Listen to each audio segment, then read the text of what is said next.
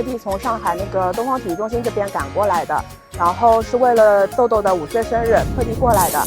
然后之前呢，我也是会每周都会过来看一眼豆豆，因为豆豆比较可爱，也很活泼，然后也很亲近人。然后因为长时间的过来，导致豆豆也算比较认识我。然后今天刚好是豆豆的生日会，然后刚好也是父亲节，也祝他们父亲节快乐，也祝豆豆生日快乐。有吃不完的果果和薅不完的头发。